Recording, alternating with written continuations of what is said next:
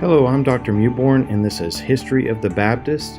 It is so good to be with you today. Let's go ahead and jump into our lesson today as we look at the history of the Baptist. The first slide I wanted you to see today is a very interesting one. This is a river, 1907. It's a winter baptism in Monroe, Kentucky.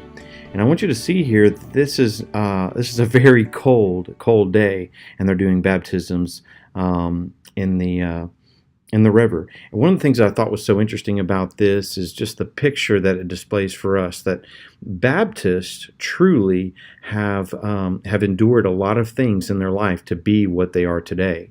And so as we study the history of the Baptists, I think this picture is apropos when we talk about the tough times that they've had to go through. And if you could imagine being baptized in a frigid water, just ice cold water, that was probably very tough on the pastors, very tough on the congregants, whoever was being baptized that day. But I think that this is a great picture to begin with. I wanted to show you something else. This is the First Baptist Church in America. It's Providence, Rhode Island. It was established in 1775, or was opened on that day. And I think that that's kind of an interesting picture. We'll talk more about this church as we continue on through the class. But I had to show you a few things that I thought were so funny. I call this baptisms gone wrong, but I'm not really sure. If you'll follow me on the left-hand side, you might have seen these before, but watch the little boy on the left. I love it. He's so excited. He goes ahead and takes care of the baptism himself, Maybe that guy's name's John Smith, and y'all will know more about that as we get into the history of the Baptist. John Smith baptized himself. Look at this next one. This guy is baptized with a basketball. Man, that is taking your game with you type thing. That's pretty funny. This next guy, get ready for it because it's going to come quick. Just look on the right, top right. Boom.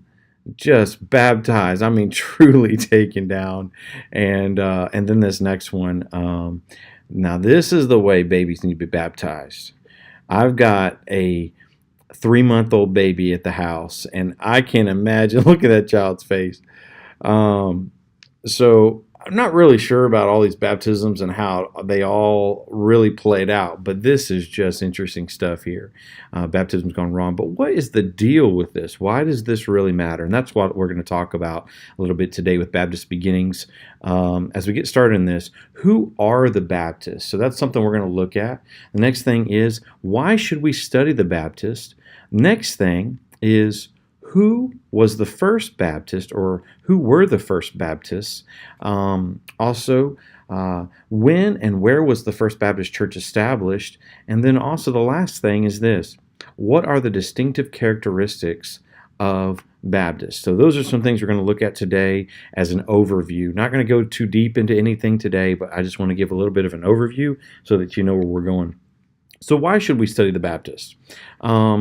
Ultimately, a few of the reasons why. Number one, to know the key distinctives of the tradition.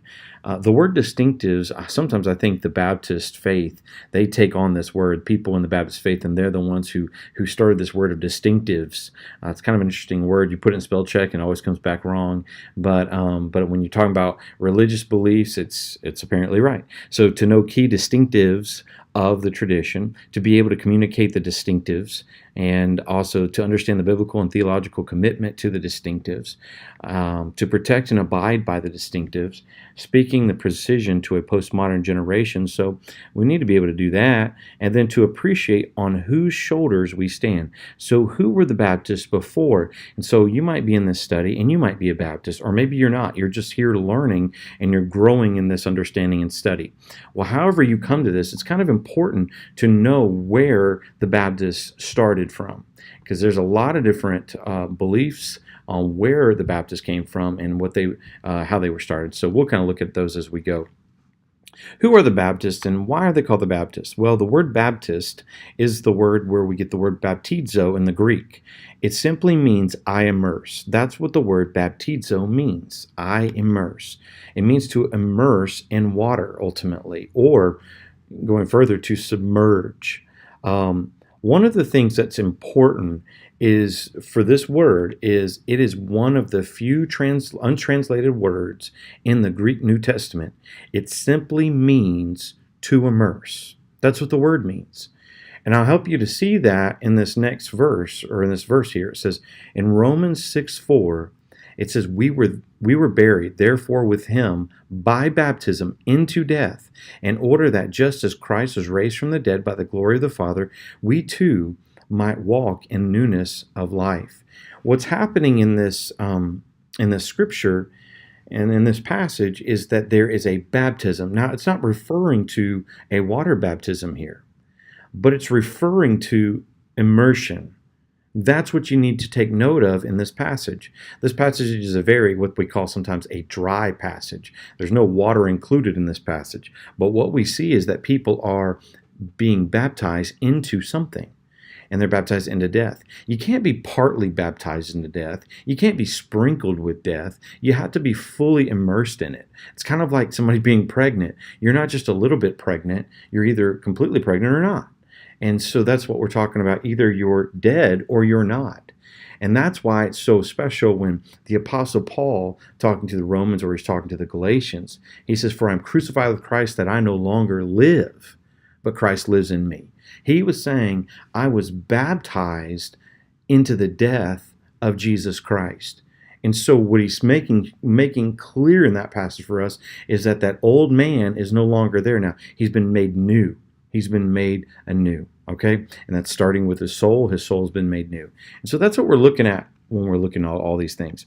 As we continue on, who were the first Baptists? And so let me give you an overview on this a little bit. Successionist theory. Now, this is probably one of the funnest theories to actually look at when you're looking at the history of the Baptist. And so we're going to study this at length later time, but I want to give you some names real quick. J.R. Graves, old landmarkism is what he came up with. We're talking about in the late 1800s. And Graves fervently believed Baptists had perpetually preserved New Testament beliefs and practices, having never departed from apostolic truth and tradition. So if you want to take it all the way back to John the Baptist, or really Jesus Christ is what he's going to talk about, but all the way back to Jesus Christ and the start of the church, when he started that, when Christ started the church, there has never been a time where there weren't Baptistic people. And that's what he's saying. He's saying there was always these true believers who were baptized correctly throughout what we call as Christendom or the church age. Okay? And so J.M. Carroll picked this up also with A Trail of Blood in 1931, a book he called The Trail of Blood. And this is the younger brother of B.H. Carroll. Now, I've done a lot of study on B.H. Carroll. I believe B.H. Carroll had a photographic memory. He was one of those Baptist believers that was just so intelligent. We'll study more about him as we go through Baptist history, but this is his younger brother, J.M. Carroll. Carroll was inspired by Graves in the writing of his historiography of the martyrdom entitled The Trail of Blood, and he did that in 1931. It was published in 1931. So let me show you. If you've ever seen this book before, it's really interesting, but there is a map in this book, and it'll kind of look like this, and I'll show you the real one in a moment. But the landmark Baptists, you can kind of see here back in the first century, we've got the Christians all the way on the left-hand side. Jesus organizes church in Mark chapter 3, and we see that. And you see these red dots all through there. This is where the true Baptists, the true believers, were throughout church history. And so here they are. They're popping up, and they're all over the place. And so we have them called in Antioch Christians right off. But then they continue on, and what they call them a lot of times is Anabaptists as they go through the Dark Ages. This is the same time the Catholic Church is going forward.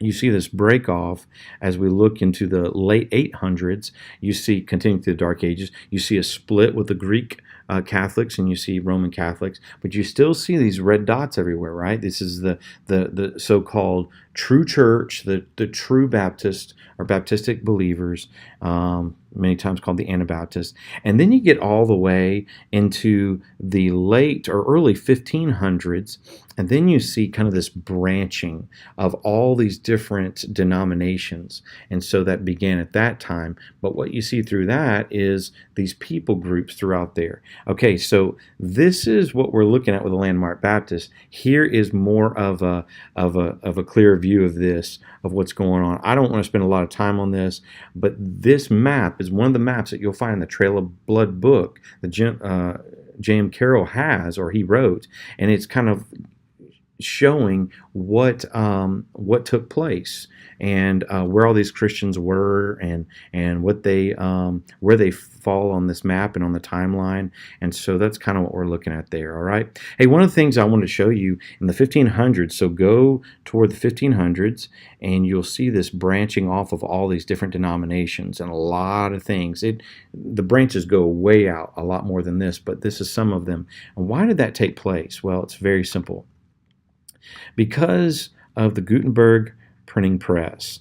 The Gutenberg printing press changed history as we know it. I mean, clearly, it brought a change 100% into the world, what we call sometimes the time of enlightenment. When the Gutenberg printing press came about, people were so excited and thrilled, and I mean truly, truly thrilled by everything going on, because now they could have things in writing. And so the Lutherans could put things in writing. The Presbyterians could put things in writing. You've got people across the just across denominational lines just getting out their information. And so this is why the church somewhat grew during this time. Protestant Reformation took off during this time. That's why all this stuff happened, because the Gutenberg printing press was up and running. Now, one of the things, if you've never seen the Gutenberg printing press, you can actually see a replica of it in Collierville at the Bible Museum. They have one in Collierville right outside of Memphis, Tennessee, and at the Bible Museum, they have the Gutenberg printing press, or a replica of it. You ought to go see it. There's people there that can run it. It's a very special, special thing, and a special day to be a part of. So get out there and try to look at it if you can. Who were the first Baptists? Also, another theory is Anabaptist kingship theory. You see guys like A.C. Underwood and William Estep. They write about this. What this simply saying is General Baptists shared similarities with Dutch Waterlander Mennonites. And we'll read more about that in Holland when we study Holland a little bit. This is what they agreed on: believers' baptism only, religious liberty, separation of church and state, and Arminian views of salvation, predestination, and original sin. It is believed that the Anabaptist influence theory is making a comeback. So based on some of the writing of these guys, and based on some of the writing against some of the main reformers like Martin Luther and John Calvin, there is this push toward Anabaptist thought and theory, and this is the way the Baptists started. And so there's a lot of talk about those types of things, and so when we study the Anabaptists more in detail later on, you'll kind of see why some people are going down those roads. Also, Protestant churches, I just want to show you this really quick. You see Protestant Reformation is happening there in the 16th century. We have Lutheran, Martin Luther with that. We have going down with Reform with John Calvin. You see down further in 1525, Anabaptist with Ulrich Zwingli. We see that happening. And then from that, you see kind of the Mennonites starting and branching off, and Amish, and all this stuff is happening during this time. I don't know if y'all know a lot about Luther and Zwingli, but they had a lot of head-to-head battles about some things. One of the things was definitely Lord's Supper. That was always a point of contention for a lot of these reformers. And then of course, the other thing would be infant baptism, believer's baptism, credo baptism, all those types of things, and they really debated over this stuff. And so as we get a little deeper into understanding the Protestant Reformation bringing about the Anabaptists and the Baptists in general, we'll start covering those areas a little bit more. And so if you kind of look further in, you start seeing some more dates as they go up. 1560, Presbyterian; 1592, Congregationalist. In 1612, we see John Smith with what we call a Baptist church. And so we'll talk about that as we go. But there's the Methodists up there with John Wesley in 1787. All right, continue on with who was the first Baptist. There's another way you can look at it, and the theory is 17th century English separatism. King Henry VIII, there's a lot we can talk about with this guy, but he was truly a person who he did what he wanted to do as a monarch. He had 6 wives. And his first wife, Catherine of Aragon, he did not want to be married to her. And so that created contention between him and the Pope and the Catholic Church, and created a whole big issue. And so what he decided to do was, or the Church of England, what he decided to do was separate. And so since they would not grant him divorce, he started a new religious system, the Church of England, in his own way. And we'll talk more about that beginning, because some people say the Church of England has been in existence for years upon years before this, and then also they're saying, well, there's a start with him, and so we'll kind of uncover that more. But through this, it became very crooked. It became very messed up. Puritans, people that were known as Puritans, did not like the church that was run. The church was run by a monarch. And so what some of them did was try to purify the church. That's why they're called Puritans. But then we have people that are separated and called the separatists. They separate from the Church of England over polity. And a lot of what we see in America, how America was founded, it was founded in many ways by what we call our pilgrims. And those people were known, those pilgrims are also known as separatists. What they were doing is saying, we don't want to purify the church. There's no way of really purifying the church. It's a broken system. So what they decided is, we're going to sail over to the New World, and they're going to start what we call is America. And so that's a part of the beginning of how America started, all right? And so that's what we see with those types of things. As we continue on, we kind of see this. We see a modern Protestant perspective. You see, originated in England and Holland, 1600s and 1700s, started as intense reform movements from Puritan separatists and Anabaptist movements. Certain separatists adopted believers' baptism, and the doctrine soon followed. And then early 1700s, the First Baptists split into two main groups: Calvinists, which believe in predestination for salvation, or predestined for salvation, and then Arminians, able to fall from grace. You see over on the right-hand side, why did they come to America? And we see there with the differences between the Pilgrims and the Puritans. And I already talked about this a little bit. The Separatists, they believed they wanted to separate because they didn't see the church changing, and the Puritans wanted to stay and make things better. As we go a little bit further, let me just share with you the two groups that come out of what is called the First Baptist movement, all right? We got the General Baptists and we got the Particular Baptists. The General Baptists are what we call more Arminian in their thought process, and then we got Particular Baptists who are not Arminian, they're more Calvinistic in their thinking. So let's just look at the General Baptists for a moment. We've got general atonement, that Jesus Christ died on the cross for all, influenced more by Jacob Arminius, and then greater focus on free will. We have the freedom to believe in Jesus Christ, and there's a greater focus on that. And then some believe that a person could fall from grace, so they believe that people could lose their salvation. Some of them believe that. But on the Particular Baptist side, this is a particular group of people who believed a particular group of people would be saved, and only that particular group. That means there's particular atonement, Jesus Christ on the cross for only the elect. Influenced more by John Calvin, greater focus on predestination, God's causing these things to occur, and then perseverance of the saints, that if you're a child of God, you will persevere as a saint. As we continue on, we see this. General Baptist, some of those, John Smith, Thomas Helwys, were leaders of the earliest Baptist churches. At least 47 of these churches were started in England by 1650.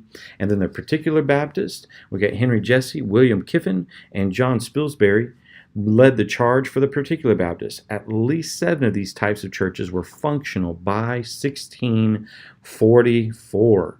All right, and so this is stuff's happening in the 1600s. Things are happening with Baptist churches, whether they're general or particular, and so you kind of see this coming from Reformation type stuff. Some of it's coming out of, we're responding to the Church of England. Other things are responding to the Catholic Church. There's some responses. And there's some who would say, well, there's an Anabaptist movement that's been going on for years, different theories there. What are the distinctive characteristics of the Baptists? And I just wanted to look at these before I let you go.